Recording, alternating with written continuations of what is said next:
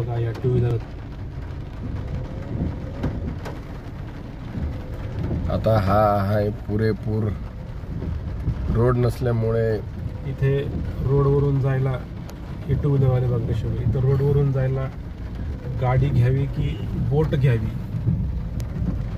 मोठा गहन प्रश्न आहे. बघा कसं जावं चालणाऱ्या माणसाने, शाळेत सोडणाऱ्या लोकांनी कसं जावं शाळेत सोडायला.